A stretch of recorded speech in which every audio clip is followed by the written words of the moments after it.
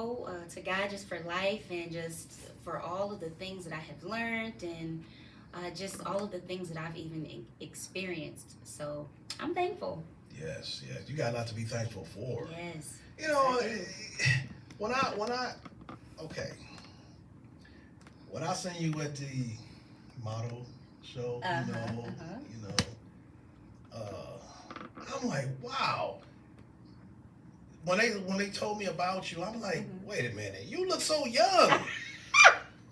I'm like, what? Are you a minister? People say that all the time. Sometimes people think I'm in high school. Like, no, I didn't went to high school. I didn't went to college, and and finishing all of that. Yeah, no, I am not in high school.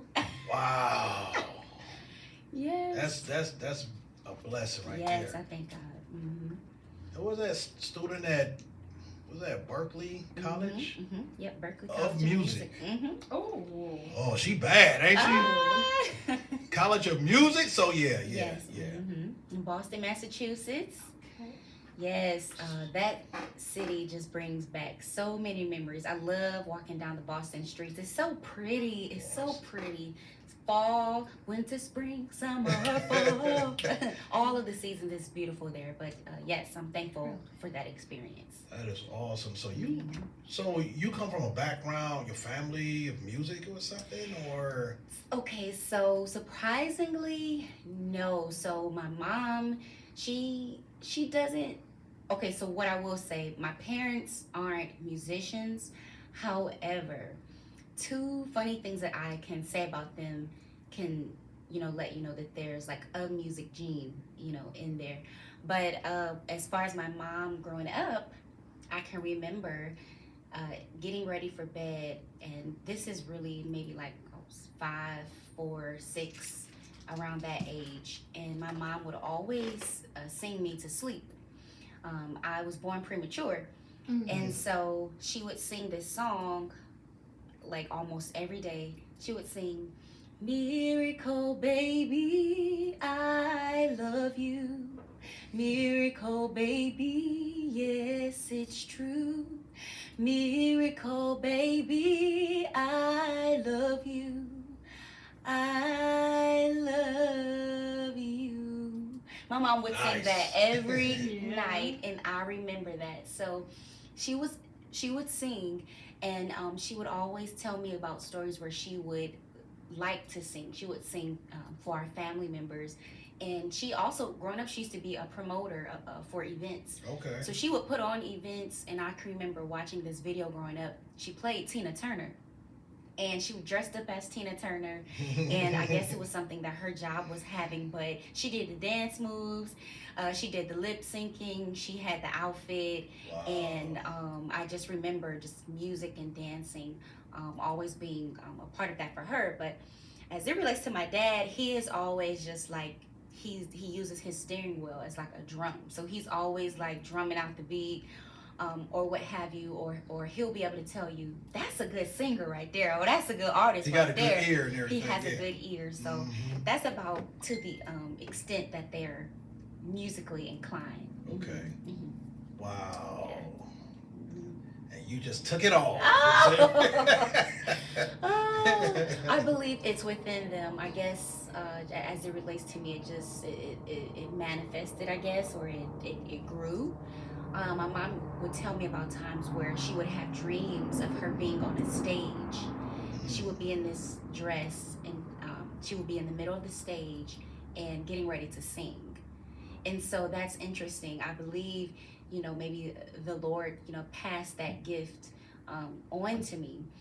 And really, I would say that's one of the gifts, because I'm learning as I'm getting older. It's not just singing that is a part of my purpose. It's not just singing, but singing is a gift, or it's a way in which I can share with others. But yeah, because you know how to sing when you was a little bitty, know. Yep, when I was younger. Wow, that is so awesome. Thank you. Me and my brothers used to sing as well, coming up in the church. Because I was born. You used to sing? Yeah, ever since I came out my mother's womb. Wow. Okay. Born and raised in the church, so went to church school and all that stuff, So me and my brothers had a group called the Spiritual Vocals. Okay. and we just harmonized. We sung with no music. Wow. And we used to go around doing concerts and stuff, different churches and stuff like that, you know, because when I say at church, I mean like not just weekend, I mean Monday, Tuesday, Wednesday, Thursday, Friday, yeah, prayer meeting, Y'all you know, put that choir time rehearsal, in, put everything, those hours yeah. in. Yep, and I'm thankful for my mom brought us up that way. Wow, that's amazing. You know, Did she yeah. sing? Yeah, oh yeah. Wow, Yeah. amazing. Yeah. Speaking of happy belated birthday to your mom, right? Yes. Happy. Yes. Happy belated birthday Yes. to my mom too. Mhm. Yeah, hers was on the 6th. Oh, that's amazing. Oh, she's a February baby. Hey. Yep. Yes. So that is so awesome. And then you song there, and I was like, wow, I still can't believe. I'm like, wait a minute, you no. Oh, wait a minute. How young did I look? Please, I gotta write this down. Man, young did I you look look? like you still in high school for real, for real. That's a I ain't fact. gonna lie. Yeah, that's Seriously. Oh, wait, I still look like I'm in I could pass for high school Yeah. today. Oh, shoot, no, okay. Yeah. Wow. Oh, man. You better not say you got a son in high school. Oh, no kids yet. Yeah. Wow. Mhm. That is, the Lord, man, bless people, man. Yes. You are truly blessed. Thank you. And so when did you know that you wanted to be a minister? Well, first, Well, I'm jumping to conclusions. First Okay, of all. okay. I'm still with this singing part. Okay. So, when did you discover that you knew Mhm. that you could sing? So, that is okay. I have memories of being in my living room. I was probably about 5 or 6. You're like Michael Jackson. So about 5 or 6, and my mom would play these concerts on the TV. So I can remember the Mississippi Mass Choir, Helen Baylor. Those two stick out to me. Also Yolanda Adams, but I remember she would replay Helen Baylor over and over and over again, and it would be those concerts where I would just watch them sing, and I just would be mesmerized and captivated. And I remember when the Mississippi Mass Choir was singing, it was the song His Eyes on the Sparrow, and the soloist Brian Wilson, that's his name, Brian Wilson, and he sung the solo, and there was a part where he just like began to get overtaken by the Holy Spirit, and I can remember watching, and my eyes just filled up with tears, and I could literally feel the Holy Spirit in that moment. Although I was 5 or 6, I just was looking at that screen, and I knew, oh, something is happening there, and I'm like, I want to do that. I want that to be me one day. And so I would have experiences like that. But in terms of when I discovered I could sing, I would say I originally grew up singing in church. So before that, though, I would sing in my room. So I would be in my room and I would just write songs. I don't even know how I got drawn to the piano, but the only thing that I could trace back to it, I feel like traces back to it, is when I was 7, I used to go to this community center. It was like a after school daycare center. It's no longer there, but it was in Collinwood. It was called Collinwood Daycare Center, and they had an after school program, and they would have these opportunities where the kids, the students, could be a part of performances and be a part of plays. And so I remember during that time rehearsing and being a part of those performances, but my mom would play music in the car all of the time. So I would say it was like right around, I guess, yes, 7 or 8. She would play people like Aretha Franklin. I would listen to her and I would sing along with her music. And I would try to hit the high notes that she sung, and I would keep doing it because I was having so much fun. And I really believe it started from there, because I mean, before 7 is 6, and I don't quite know what I'm doing at 6. So all I could remember is just my mom playing music in the car, in the house. She surrounded me with music, surrounded me with things like that. So 107.3 The Wave, when it used to be a jazz station. Yep. My parents would play that jazz station in the car, and I would make my own songs to it. So those are just things that I remember early on, and it just grew from there. So you was actually training your voice, but you didn't know you were training your voice. I didn't know. Yep, I just was having fun. I'm like, oh, I want to hit those notes. They're singing, and it was just I was surrounded by music nonstop in the car, in the house, everywhere I went. Daycare program, it was music. There was the arts. So in school, was you singing or talent shows or music? Yep. And Yep, absolutely. some people got band and all that stuff, Yep, I was in choir, and I didn't do band. I did choir. Okay. So yep, I did choir. I definitely did that. But I also want to say what really fostered it was singing in church. So I sung in our choir. So I did that along with singing in the plays and stuff like that outside of that. So yeah, and singing in church is what really got me started, I would say, in developing my relationship with God. That's what introduced me to communicating with God. Oh, I'm not just doing this like for myself, but I actually have an audience. It's it's the Lord. Yeah. And so singing in church is what introduced me to developing a relationship with the Lord. And that is so awesome. God works in mysterious ways because He touches everybody. Yeah. Even the people that don't believe. Oh, I don't believe in it. But when stuff go wrong, what the first thing you do?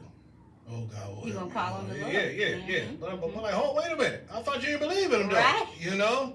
Right. But some way, somehow, some fashion, He gonna get your attention. Yeah.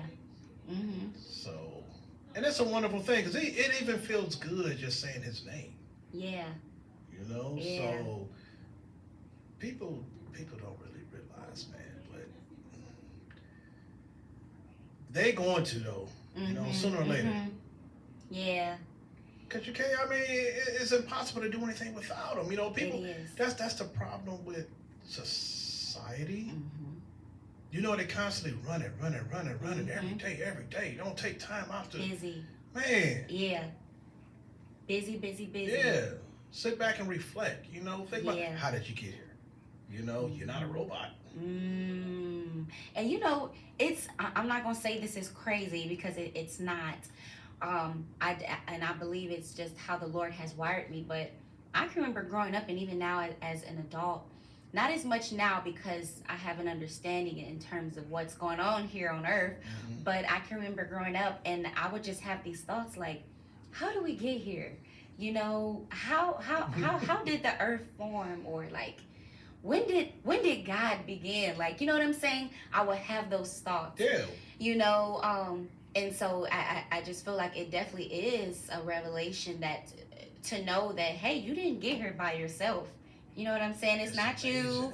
It's not nothing you put together, nothing you concocted, no science experiment. But you were created. Yes. We were created. It's very amazing, man. I think about that stuff a lot. It's like, wow.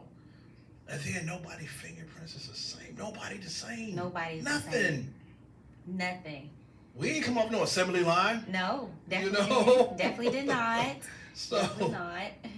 Man, that's some powerful stuff right there, though. If you really think about it, that's some powerful, man.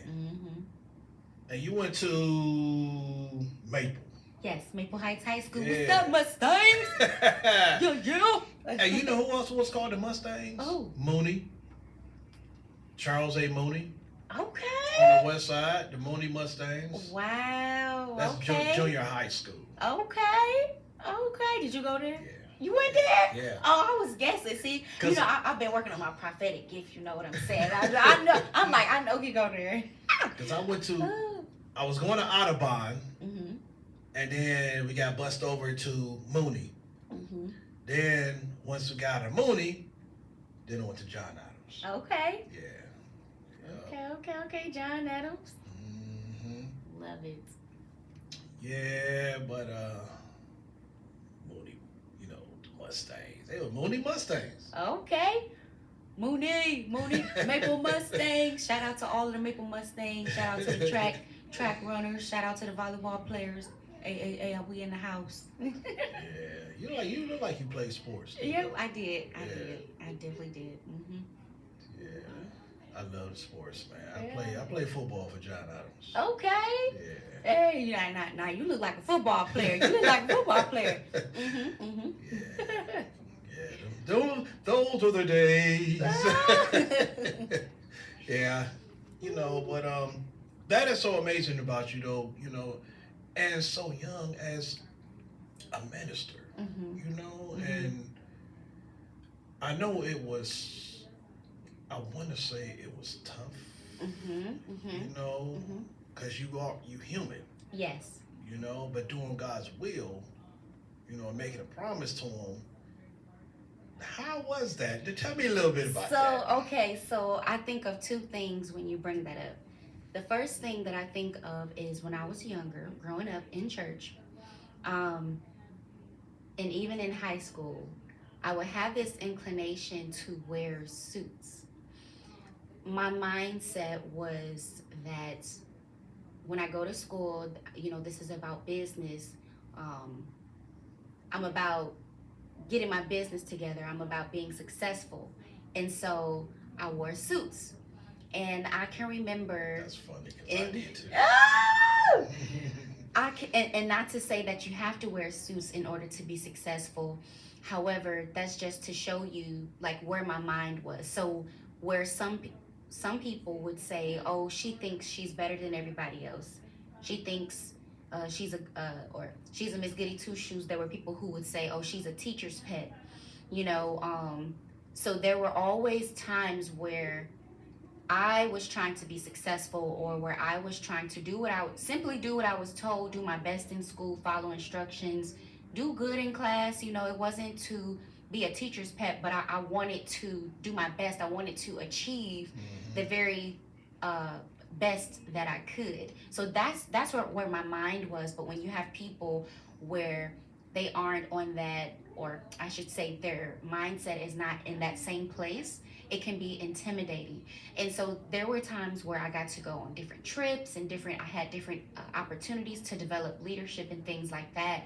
And a lot of it was, I know that it was because of the favor of the Lord, but looking naturally, the teachers were seeing, well, yes, people were jealous. Yes, people were jealous. But like in terms of the teachers, they're looking at, okay, this young lady is, she's a good student. She does her work. She seeks to achieve highly. You know what I'm saying? She seeks to be successful. So we want to put her in places where, she can grow. We want to put her in rooms where, she has opportunities to learn new things. And so that's what I experienced. But I had classmates who would often, say little things like that, to pick on me, to discourage me.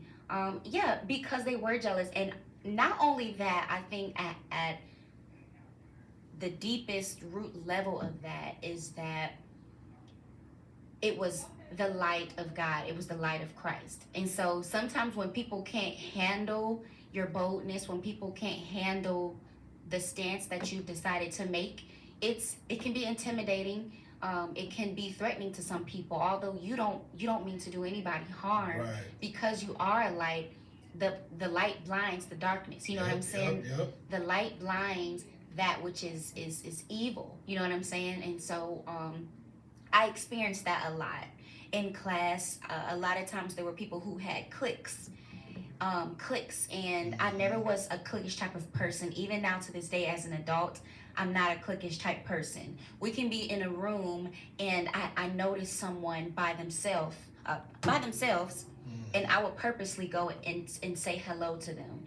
But I believe it's just my personality and just really how God has wired me to notice those types of things, because I've been there. I've been singled out. I felt like I wasn't good enough. A lot of times I've always felt like I was somehow behind, like somehow I was a late bloomer, or sometimes someone who got things later than everybody else. So I'll tell you, all throughout school, I was always in what you would call gifted programs. So like accelerated classes, AP classes.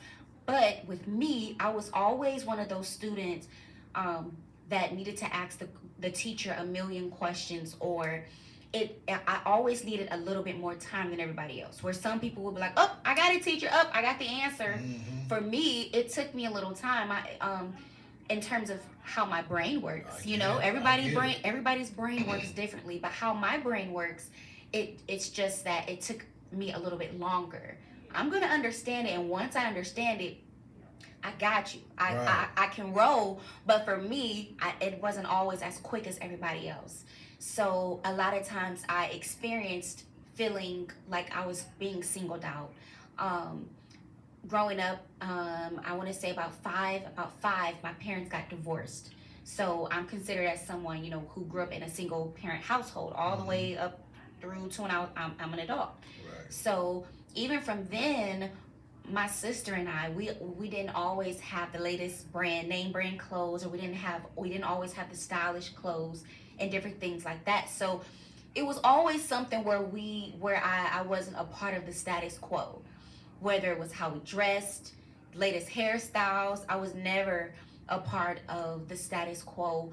But one thing that I'm thankful for is that through it all, I still had a mind to serve the Lord and to please the Lord. And I can say that's the biggest gift. Yes, and that is what has remained consistent and constant.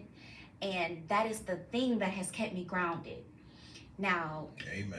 There are people I have went to school with, and they may have children and things of that nature, just different circumstances that may have happened in life. And I thank God, because I could be one of those people who maybe took the wrong turn, with different situations. Yeah. But I thank God, because it's something when you decide to give God your life.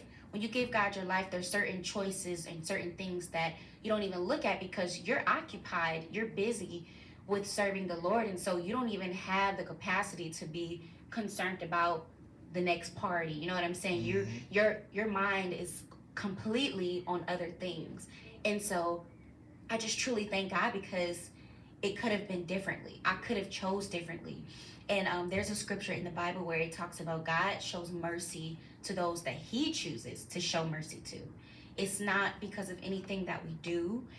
It's not because it's something that we deserve, but it's just because God is good.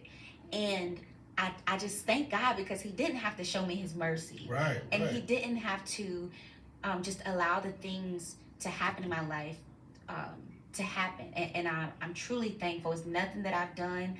I don't say, yeah, look at them. No, I thank God. And I too have experienced, mistakes and shortcomings and things like that. But it's something about having God in your corner, like having God, knowing that you have God that you can run to. You can recover. And you truly know that. I truly know that you can. Got a good relationship with him. Yeah. And so we may make mistakes in life, but we can recover and we can be redeemed, because that's just how good God is. Mm-hmm. But for someone who may not know that, they probably can't, they won't be able to recover. You know what I'm saying? They probably would go down this rabbit hole or what have you, and not know the hope that they have. And that's what I'm thankful for. Because he's strong. Yes. And he picked his people, and he what he done for you, and what you were speaking of at an early age, he put an anointment on you. Mm-hmm. He put an anointment on your life. Mm-hmm. And this is why you sitting here today as a minister. Mm-hmm. And with all this talent. So that's what I truly believe. Mm-hmm. Yeah, I believe that too. And I so humble. Thank you. I can remember growing up, and I would hear my mom praying in the room. Like I would hear her praying upstairs. I would be downstairs. There would be times I would be watching like a movie, but it was like a Bible movie. You know what I'm saying? Sometimes people will make jokes about that or snicker at that. Oh, you so holy. You watching the Bible movies. You watching this. Why can't you watch a regular movie? We watched regular movies, but a seed was planted for us to still watch those Bible movies. Yeah. And that helped build the foundation of me learning about the Bible. You know what I'm saying? It's a movie, but it is a subtle way to get that information in my system. you know, and like when something happens, my brain recalls, oh, well, in the movie this happened, Moses did this, you know what I'm saying? So I really thank God, and I do believe that God has a purpose and a special path for everybody. So I believe that we go through specific things based upon what we're called to do, and based upon the plan that God has for us. So I do believe the reason why my upbringing was the way that it was for a purpose and for a reason, you know. So regardless of how anyone was raised or how they were brought up, you know, it's nothing to snicker at or belittle, because everyone is special, everyone is unique, and everybody has a special purpose. Shoot, look what he's done. You know Yes. what I mean? Like you say, you ain't had the latest trends. You didn't, you know, like didn't. but look at you now, though. Look, Yeah. like again, look what he has done. For Yeah. You know? Yeah, and I can remember sometimes I would be like, oh man, we don't have that that latest style, and I felt that way at one point. I'm like, dang, we don't get to go shopping as much as some other people. And one time there was this guy, he asked me, and this when I was older, of course. A guy asked me, he was like, Marilyn, why don't you dress sexy? Why don't you dress sexy? Like, why don't you like dress more sexy? And I think I was about 16. What is his definition of sexy, though? You know? I knew what he meant by sexy. He meant, revealing, yeah. So seductive, boy. and things like that. And I remember that, and I said, wow. Like, he said, why don't you dress more sexy? You know what I'm saying? And I'm 16. I knew what he meant. You know, I'm not oblivious. I'm not oblivious or just not cognizant, of what's happening. You know what I'm saying? Yeah. I am human. I know what's happening, but being sexy wasn't something that was a focus for me. Right. You know what I'm saying? My focus was my hobbies, the things I was passionate about, my relationship with God, and for anyone who's watching, you may have children, or you may be that person where you have all of these things that's in your face. You got different choices of things that you can do. Focus on what you're passionate about. And what I want to say is, don't let anyone influence you. Don't let any outside influence from anyone pressure you into changing who you are. And I remember at that moment, he was literally trying to pressure me to be someone that I was not, just so that I could receive this attention. But I didn't need that attention. Right. I was fine. You know what I'm saying? And now that I think about it, it could have been just something that he was seeking, That was the adversary. That's all it was. Yeah. So he said, why you don't dress sexy? I said, what? I'd be like, man, go somewhere. Go to sleep somewhere. Shoot, what you mean I am sexy? What? What are you talking about? But that's real silly, immature. I'm like, dude, really? Immaturity, yeah, that's exactly what it was. Yeah, that don't make no sense right there, man. So what you got going on? Yeah, what I got going on? You can move this around too, any kind of way. So okay. You probably tired doing all like this. You can just sit back, relax, or whatever. Let's see, what do I have going on? So let's see. I am doing some acting. So nice. I am in this stage play. Well, actually a few stage plays, but the next performance coming up is March the 2nd in Temecula, California. And the name of the play is A Good Man is Easy to Find. And this play was written by Nathaniel Burge. And he is actually, I thank God, I'm blessed to have him as my pastor. Shout out to Glory Movements. And this play is just, it is so awesome. It takes you on a roller coaster. It sounds like it. It takes you on a true roller coaster. And it's going to be in California. Yep, Temecula, California. I do have more information about it on my site, or you can go to glorymovements.today to find more info. But I'll be starring as a lead role, nice. A lead character. Congratulations. Thank you. So I'll be singing and acting as well. And it's crazy because, like I said, I remember when I was 7, and that was my first live performance in a play. And I would have never thought in a million years that this would kind of be like full circle. And I'm back in plays again. But at 7, I didn't know. All I knew is I wanted to act, and it was a positive message. And I'm like, I want to be a moral master. That was the name of the play, Moral Masters. Okay. And it was written by the late Clifton Beasley was his name. He was a musician. I think he directed at Cleveland Heights. I can't remember.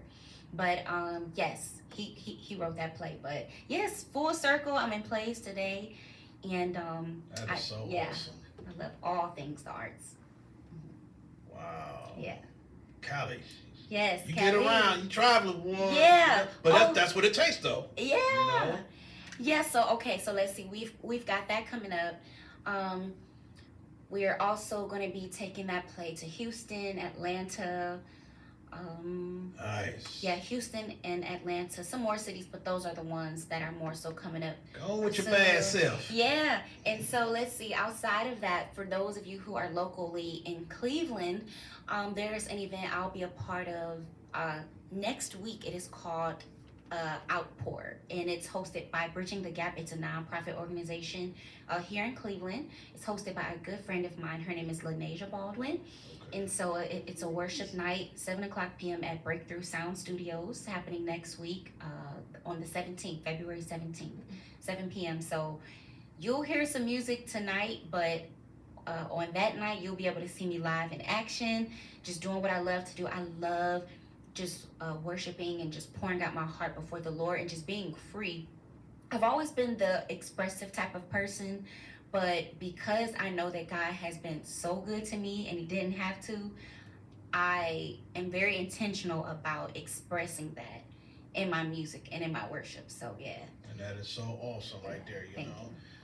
You're worshiping God, you know. Mm-hmm. So yeah, I want to hear some of this music. Yes.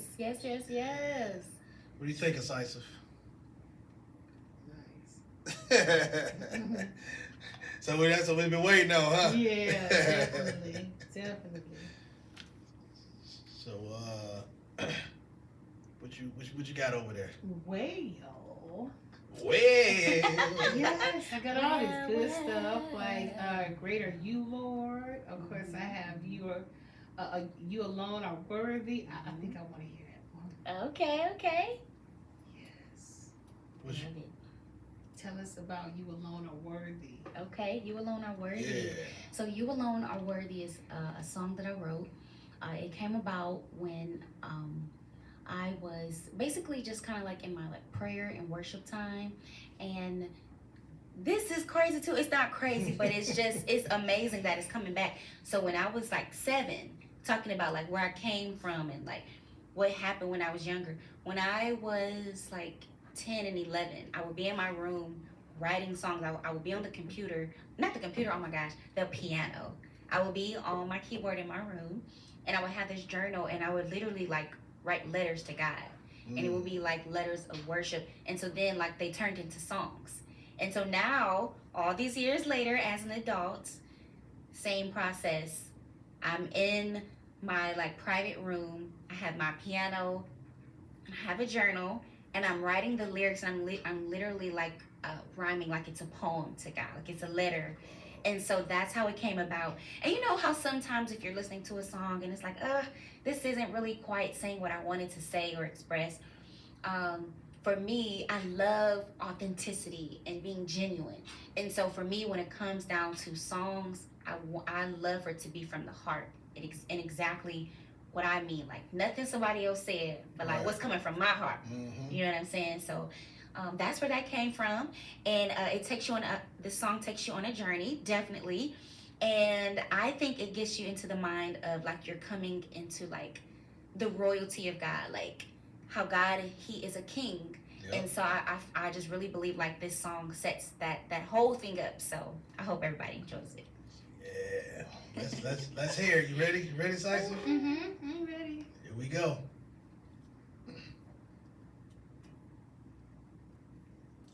Yeah.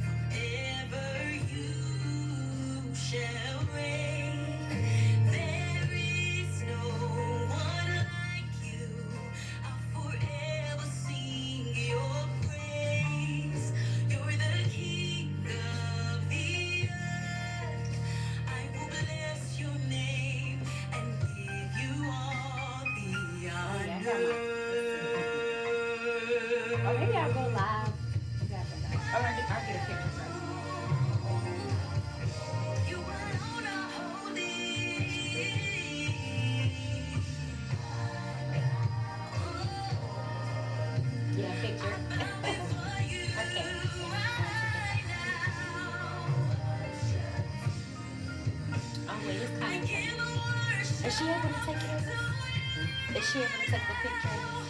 Or maybe later? After the...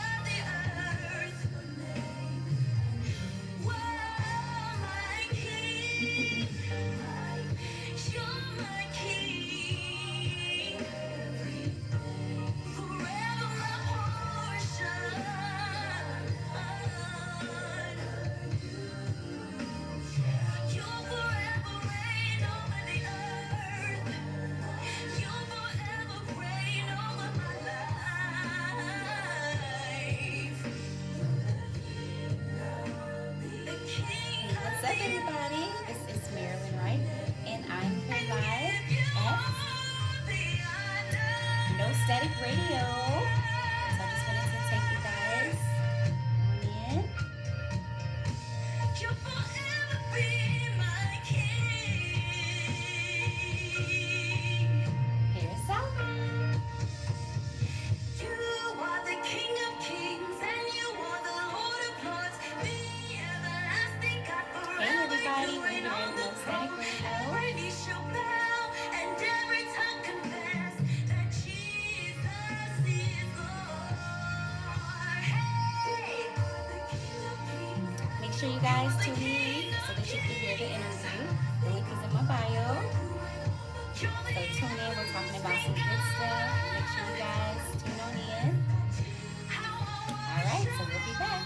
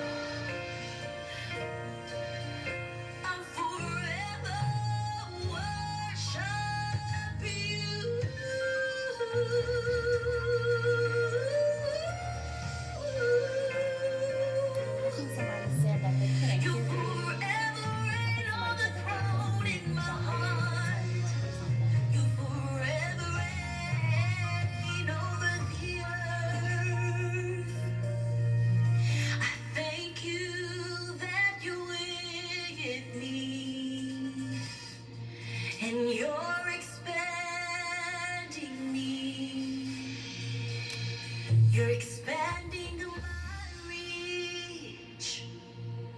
You're expanding my territory.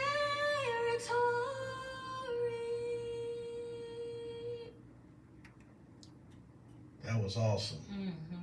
Yeah, I like that. Thank you. Yeah. Go on with your bad self. Oh, I love that song also. Hey, come on, might be turning up just a little bit more, whatever. Mic check, mic check. Yes, yes, yes. Yeah. Okay. Yeah, I'm digging that. Thank you. Yeah. She was hitting them notes, hitting them high notes, man. No surprise. Yeah. Oh man. No surprise. You know, songwriter, producer, let's see.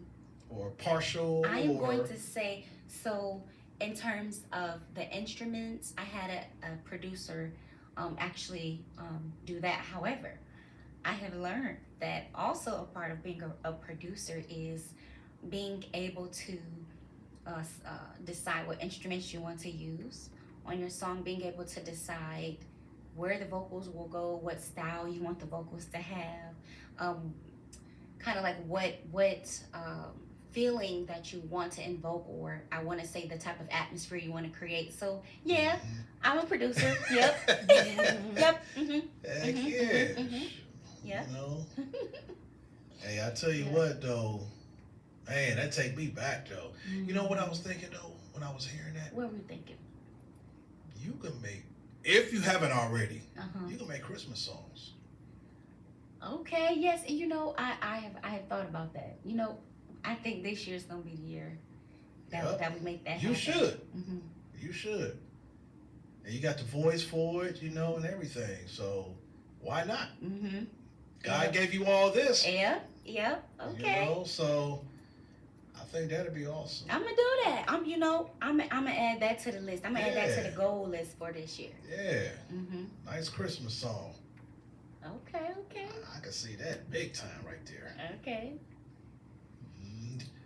Hey, she gonna be having them little cards, and then you open up them cards, them Christmas cards. Yeah, and that would be really nice. and you Okay. know, music and stuff. Let me jot that down. I'm for real. That would Look. be really nice. Yeah. Okay. Shoot. Because people do that some kind of way, and you know, put it in Walmart and stuff like that. You know, yeah. Okay. All right. I think you own to something. I'm gonna get to it. Yeah. Yeah. I think it's some kind of publishing company.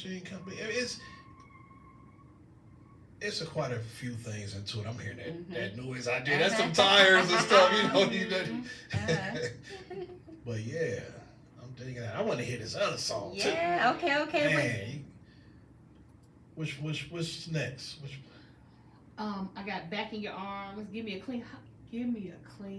Oh, you know my mother used to sing that. Yeah. Okay. Yes. My father did too.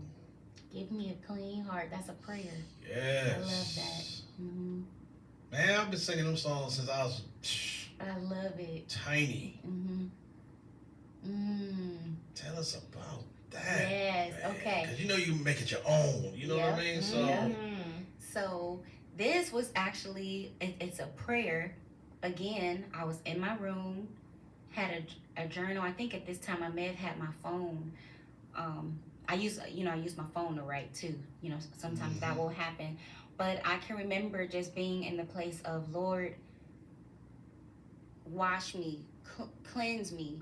And I think at this particular time in my life, I felt like I wasn't moving forward. I felt like I just kept repeating things. I felt like, okay, Marilyn, when you gonna get it together? We've been in this, same place for a while now, So it's like I had this prayer.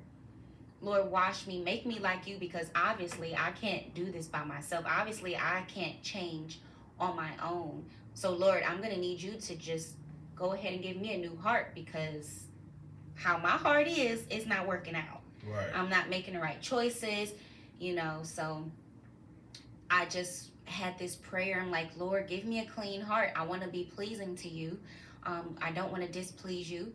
Obviously, it's something going on in my heart if my actions, haven't changed, or if I keep repeating the same thing, there's something going on in my heart. There's something that's out of whack in terms of how I'm looking at things, my mindset. And really our heart, it's like it has a condition. You know what I'm saying? It's like our heart can be settled to react to things a certain way or to respond a certain way because of the condition of our heart. And like I said, I felt like I was just in the same place, repeating the same mistakes, doing the same things, and it's just like, okay, something is wrong in my heart. Something gotta give. Yeah, something gotta give. All right.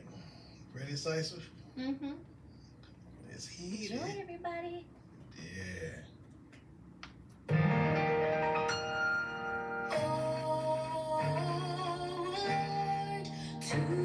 Today is a new day. Blessings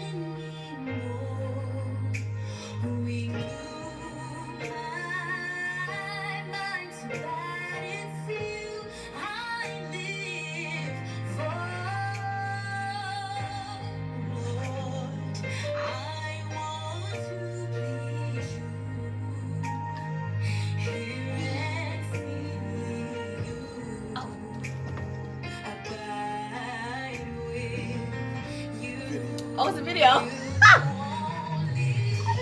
Is this a live or is it recording? Hi, everybody. I'm so blessed to be here with Solomon. This has been such a great conversation today. I hope you guys tune in and that you're blessed.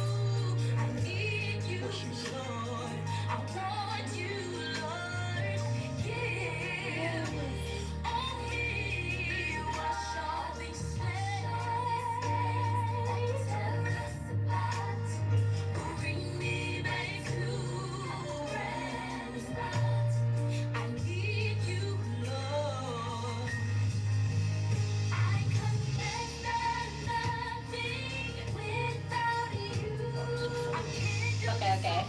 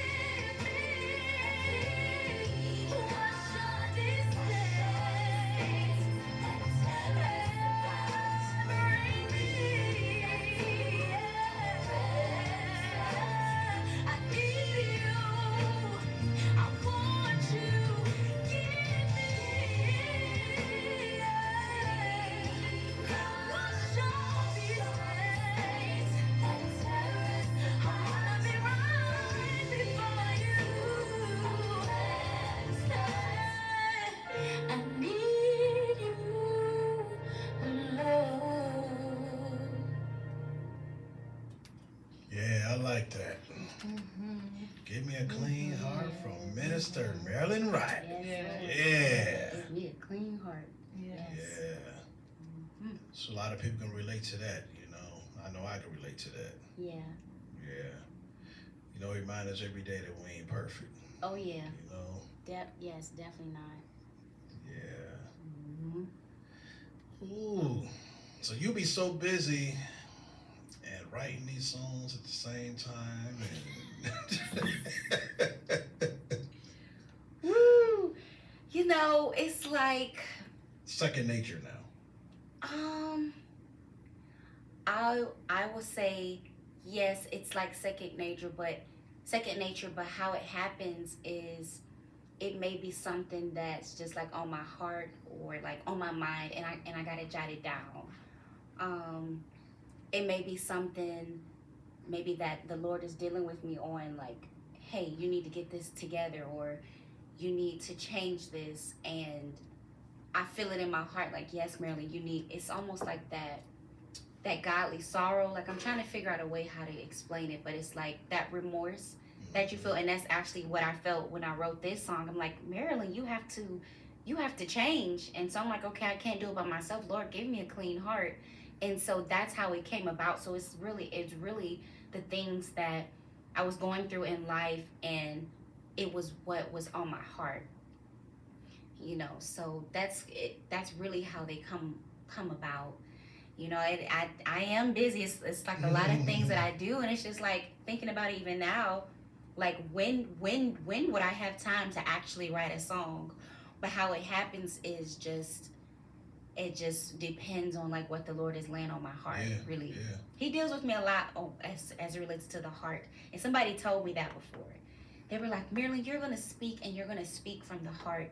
Yeah. So the Lord deals with me on that, like just where's my heart posture. And that's another thing. What? Like you a speaker too. You know what I mean? So. Can you tell? Are you? Is that coming off right now? Okay. All right. So you go around speaking and everything, and then you don't have. So, because I be around a lot of artists, entertainers, and stuff like that. So they even tell me, so as long as they've been doing this, sometimes they still get butterflies. That is true. I do too. Okay. I do too. especially like right before I go out on stage or something like that, I always still get butterflies.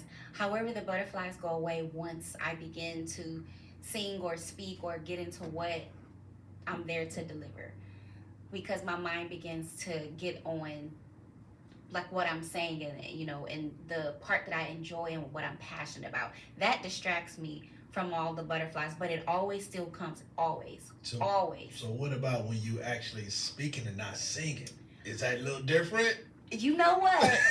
I feel like it's a little bit different because I don't feel butterflies. It's almost like I feel like I'm just sharing what's on my heart. Okay. You know what I'm saying? Maybe, and it also could be because we're in like a relaxed setting, but I don't know. I honestly genuinely love helping people and teaching people, or like just helping someone to open their eyes. Like, it's really just wanting to help other people. So if it's something that I can say that can help them get it, a lot better. For me, when it comes down to me learning, I need to hear it, see it, all of those things. So anything that can help, like, I'm a person who loves to learn, and I want other people to learn as best as they can, or like as easy as they can. So I'm always just trying to help somebody. So it could be that, just how the Lord has wired me in terms of my purpose. Like, maybe that's how he made me, you know what I'm saying, to just want to go ahead and just like pour it out, but that's your mission. That's your mission in life. So yeah, and I think it's very important for people to know their mission in life. It's very important because a lot of people don't know what to do. They some of them be stuck. Yeah. Some of them be like confused. Yeah. A lot of people can't find themselves. But you can once you know your purpose in life, and it's something that you must do. Let me tell you this. I was there before. This is amazing. Like, just everything that you're saying right now is like, it's confirmation for me, because I always did not know that. But as I'm sitting here, I'm thinking about what it is that I'm passionate about. Like, there's no fear, there's no hindrances. Like, there's only enjoyment. It's passionate. It's like you hit this flow, like you're passionate about it. So I would say if somebody is confused about it, I think first off it starts off with focusing on the Lord, like focusing on your relationship with God, like worshiping, praying. Yes. You know what I'm saying? It starts there. And then I think paying attention to what you're passionate about.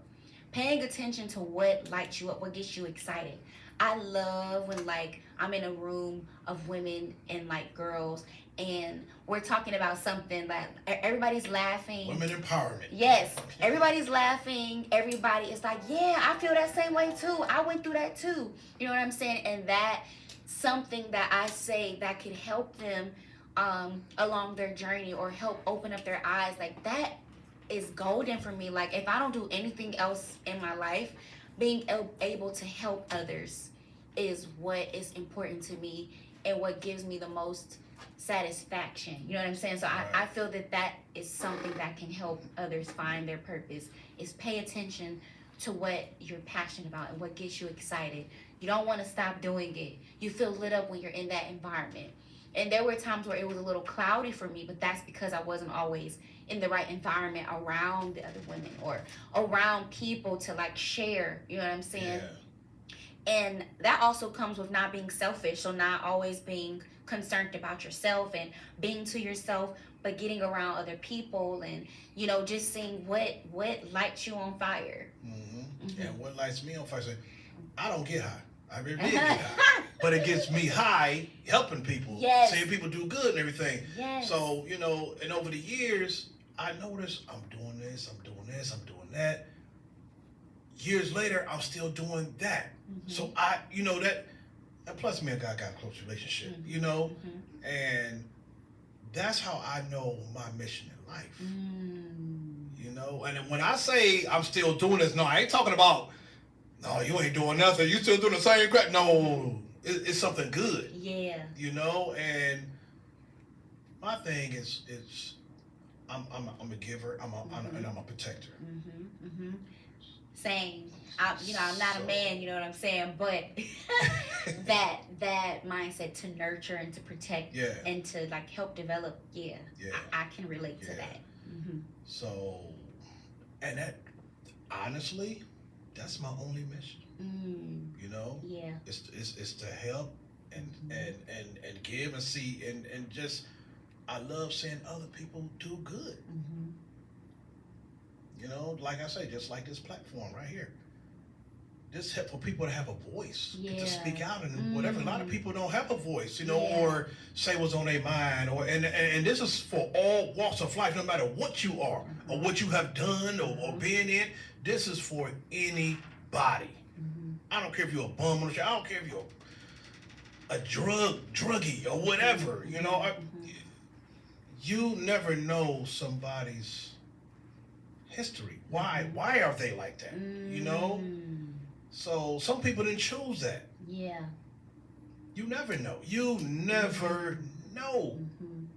Everybody got a story. Yeah. So and people are so fast to pass judgment. But I tell a lot of people that, okay, don't worry about all that stuff. You know, don't worry about what somebody might think about you, who will say about you. I say think. They talked about God. They did everything about him. What makes you think he ain't gonna talk about you? Right. So who are we compared to him? Right. So it's like you gonna be a nervous wreck. You have to learn how to not listen to people. Just focus like a horse. Put them blinders on, straight forward. That's what you're just gonna have to do, and you're gonna have to learn that. You're gonna have to exercise that. Yes. Because if you don't, that's good you said that. It's gonna eat you up. That's good you said that, to exercise it.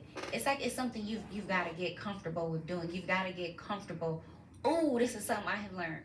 Being comfortable with being rejected.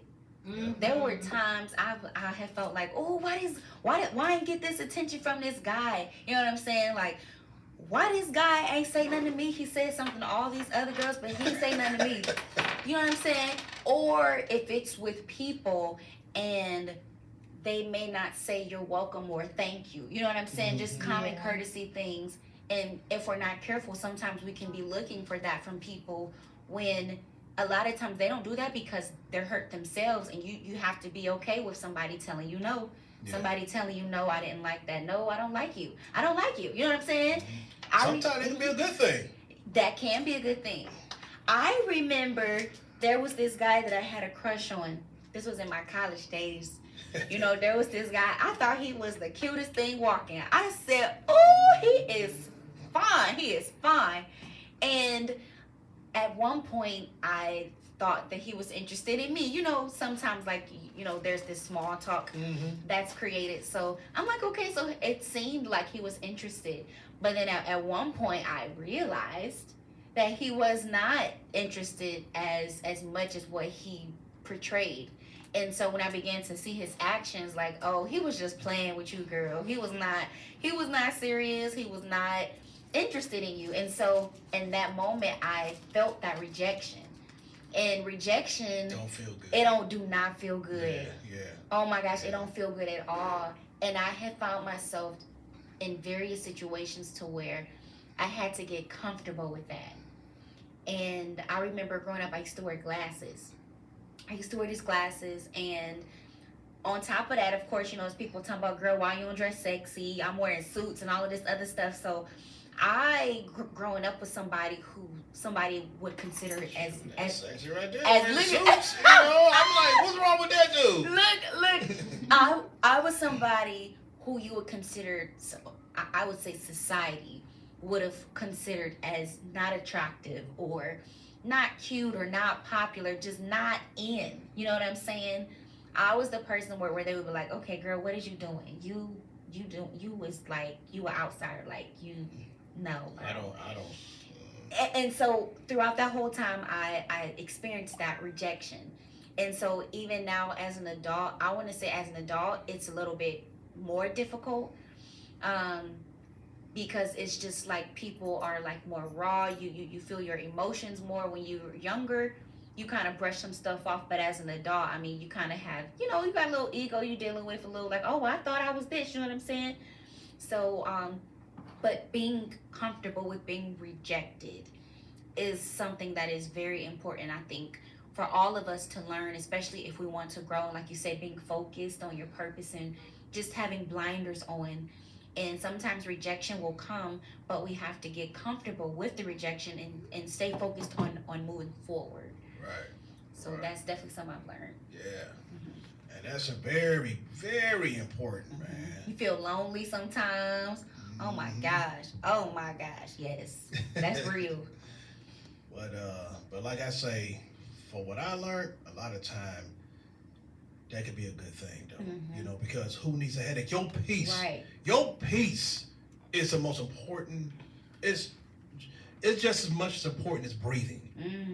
Your peace is. Yeah. Because if no peace, that's stress. Stress will take you out of here. Oh yeah.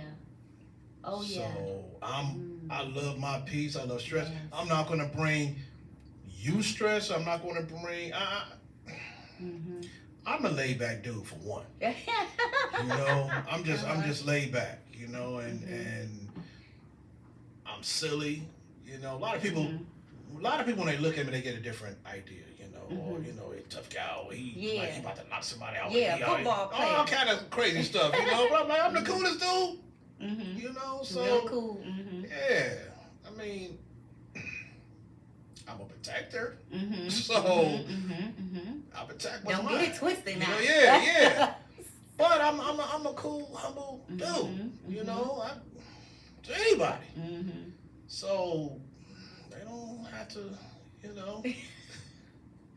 But you know, it's funny, but people judge book by its cover. But you know what? Sometimes you can. You definitely can. I agree. But sometimes you know, but God gave me a gift though too. He gave me a lot of gifts. But yes, one, he has. but one of them is I could look through people. He gave me the ability to look. Yeah, you can discern. Yeah. That's good. And that's important. A lot of people don't have that nowadays. And I tell people, be careful. This stuff is real. Bad things rub off on other people. Yeah. Yep. People carrying bad spirits. Oh yeah. You know, so you have to be careful who you actually, you know, everybody want to give, you know, first of all, there's a lot of germs out here. Yes. You know, but you still got to be careful who you hug, who this and that and that. If you a bad person, no, that person a bad person. You know, them bad spirits rubs off. Yes. And you know, some people don't think that stuff is real. It's People don't think real. that stuff is real. The adversary is real. So what you making me thinking, you know? Yes. Like, hello? Yes. You know, he ain't got nothing coming this way, though. You know? Yeah, So, he got nothing coming. Yeah. So, you know, like I say, I mean, I'm not perfect, but I try to walk that, you know what I mean? Yeah. So I'm like I say, I grew up in the church. I don't know for some people, like, that don't mean anything, because some people go straight to it. But it do means a lot. it means a lot. Actually. Because, like I say, it makes you stronger. It makes you a leader. Now, like I say, we in this sinful world. We living in this sinful world. We are the master of our own fate. But God gave that to us. He gave us life. He gave this to us. But so he just gonna step back and do this. Now I'm gonna see what you gonna do with this. You know. So basically, that's what I meant by we the master of our own fate. And he just gonna sit back and just watch me. He'll guide us if we want to be guided. You know, sometimes he'll smack you down and be like, okay, this is what you're gonna do. You know, but you would not experience that if you're not real close to him. Let's put it that way. Yeah. So I had lots of experience. That's on another note. Yeah, another story. Yeah. Yes, man. You know, I'm just glad. Like I say, my mom brought me up the way I did, because if she didn't, who knows? Yeah. It's like that was a seed planted. One thing that I've learned is every action brings a result, or I should say every action brings a reaction, and every action is a seed. So like in science, if you push if you push something, let's see. Let me see. I don't know all of the laws of science, but I do know like we could just take every action has reaction. So like if you push something, it'll jerk and it'll fall. You know what I'm saying? It's gonna fall because you pushed it. Yep. You know what I'm saying? So because your mom took you to church when you were younger, it introduced you to the Lord. It introduced you to your faith. You know what I'm saying? Knowing that there's something beyond you. There's something beyond what you see in this world. There's a higher power. And I used to love the choir, man. The choir, just ooh. And then you hear that organ. Oh my goodness! Is that your favorite instrument? Yes. Oh my gosh! That organ, man. Yes, that's my favorite. And then the piano, but that lead bass guitar and all that stuff. But but that organ just takes it all. It takes it all. And I got an older brother who could play, man. He could play that organ. He could play that piano. And he before he even knew how to read notes, he could sit down and play it by ear. Wow. And I ain't talking about on the finger like ding, ding. No, I ain't talking about that. I'm talking about get on there and just. Yeah. Oh. Wow. Amazing. Yeah. Gifted. Very gifted. He sang bass. Okay. Yeah. Okay.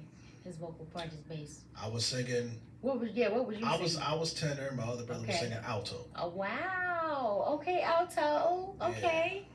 Yeah. Amazing. Yes. That's great. And I mean, man, we just sing. People couldn't wait till we, I gotta find the video. Are y'all on YouTube? I was looking for it. I need to see a video. Well, okay. So we used to sing so much, man. I mean, we sounded so good, but we haven't sung over 20-something years. So before my mom passed, she was like, I want to hear y'all sing one more time. So I got my brothers together, and we sung again, from the mother. So that video that you talking about, we don't sound as good as we used to. Let's put it that way. But I'm gonna have to see that video. I gotta see that. It's somewhere. What was the name of your group? I need to know. Oh, it's not the spiritual vocals. Okay, the spiritual vocals. Okay, let me jot that down. But you got that video somewhere, don't you? Yes, I was looking for it. Oh. I got to go look this up. If you stroll, it ain't too far. Okay. It ain't too far. Yeah, you spiritual vocals. Yeah. My, what a name. Yeah. Oh, and I was always getting everything together. Always, okay, you singing like this, you do this, you do this, you do that, you do this. You was the producer. Yeah, but my other brother, he came up with the name. Okay, all right. Yeah. Was he like the thinker of the group? Yeah. Kind of like the brains? Okay. Yeah. But I was the coordinator, everything. Wow. No, you come in, you sing this, you do blah blah blah, everything. Put it together. Yeah, what's the word I'm looking for? Coordinate. Well, that's a producer, but let's see what. Yeah.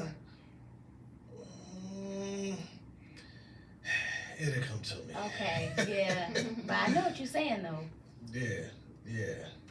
But I want to hear another one. Yes. You said what, like 4 or? Yeah. Yeah. What you got? I got Great Are You, Lord. Yeah. Okay. Great Are You, Lord. That's actually that song was actually a cover, so I didn't write this one. It was actually originally written by All Sons and Daughters. They originally recorded it, and I remember I was in church and I would hear this song and I'm like, the words on this song, what? The lyrics on this, they're so powerful. Like, what? You talking about the breath that God created? It's in my lungs. Like, I was like, I need to sing this, but I want to put my own spin on it. And so that's what this is. It's Great Are You, Lord. It's a worship song, but we put a twist to it. But also my brother, he's someone that I grew up, we were in like a lot of the same competitions together, a lot of different programs. We would sing around the city. His name is Jeffrey Golden. And we were on a lot of the same programs, and so I was able to call him up and ask him to sing on this song with me, and I love it. I love it. So Nice, yeah, nice. hope you all enjoy. Let's hear it. Let's hear it. Yeah.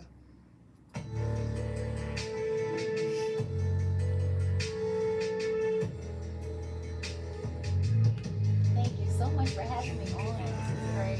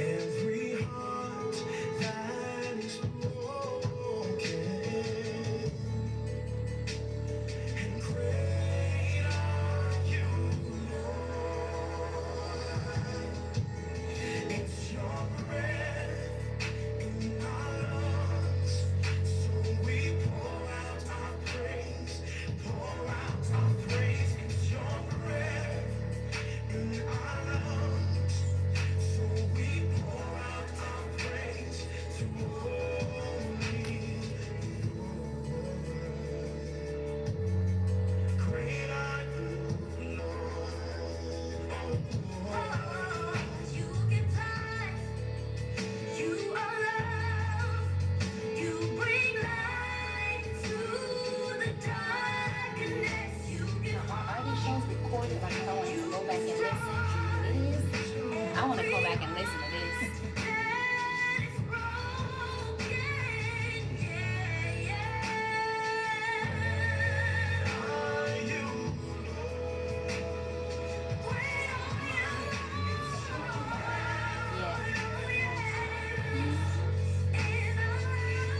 But like tomorrow, I could come back and listen to what we did.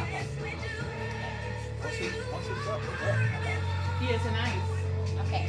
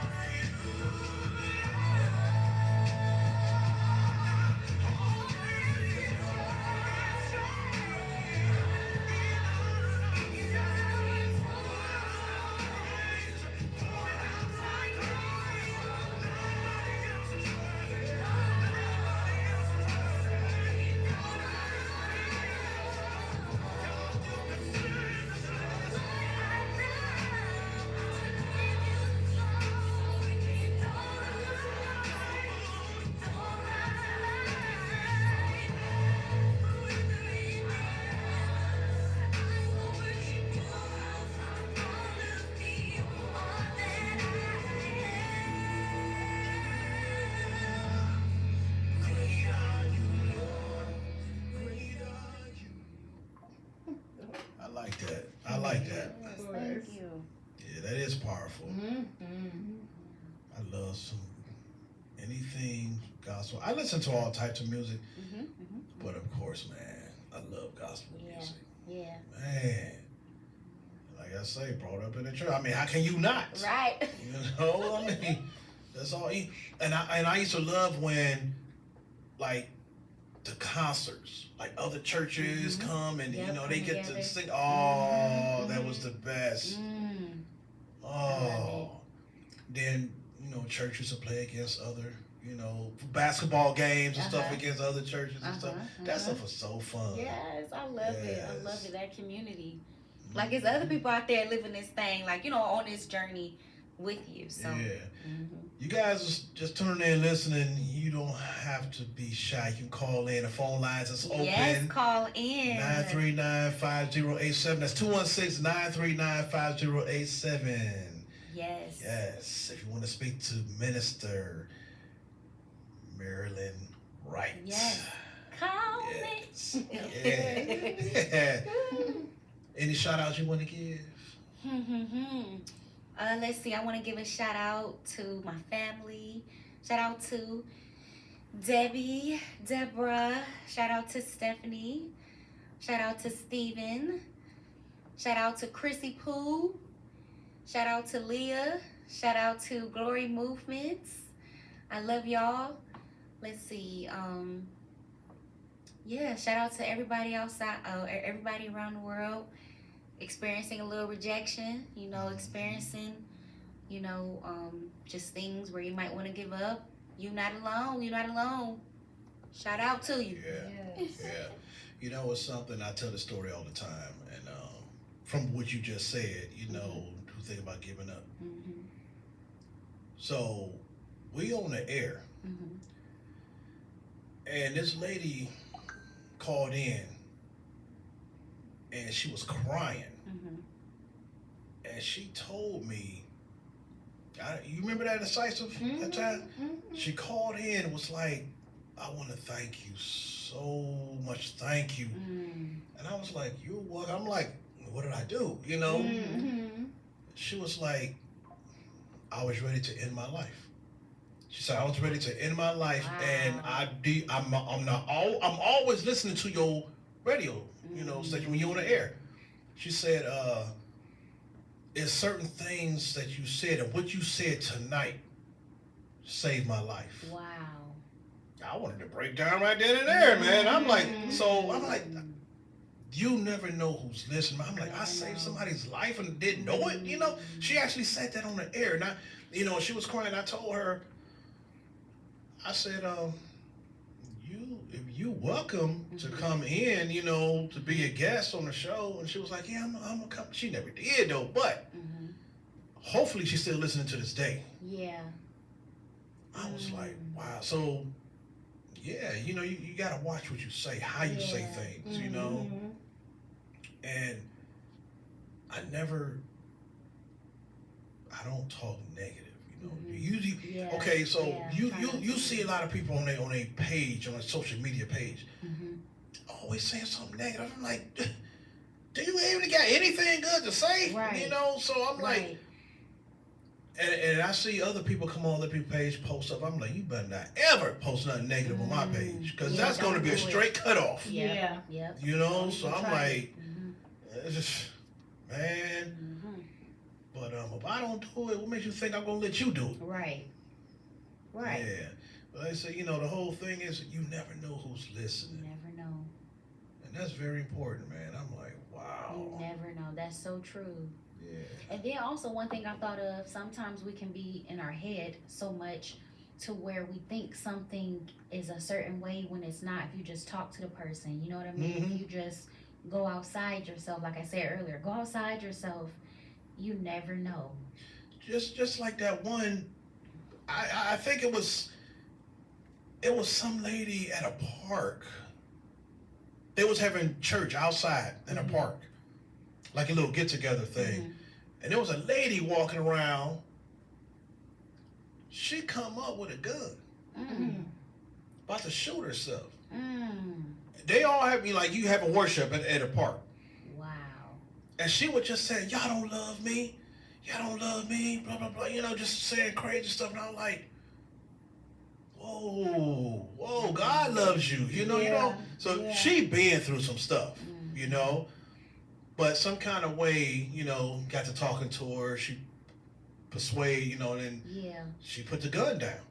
But she was about to take herself out right then and there. My goodness. Say, y'all don't love me. I'm like, she been through some stuff, and like I said, you never know people's story. Never know. There's so many people out here been crying out, and they just don't know where to turn. But turn to God. But you know what? Some people had never been introduced to God, though. That's true. And don't know how. Don't know the people they've been around, but Mm. if there's a will, there's a way, Yeah. Yes. Wow. And by her not pulling that trigger, God got in her some kind of way. Mm-hmm. It wasn't nothing but him Yeah. for her Yep. not to pull that trigger. Yep. Mm-hmm. Wow. But you know what? I just thought about something. This might be a little controversial or whatever. But I think about this type of stuff. There's this scripture, I believe it's Romans 10, I think it's Romans 10. But basically it talks about how basically no man will be left, basically nobody will be able to have the excuse that God didn't present himself to them, or that he didn't show them the way. I want to find it, but this is interesting that we bring that up, because some people don't know. Some people have never been like formally introduced to God to say, hey, this is the way.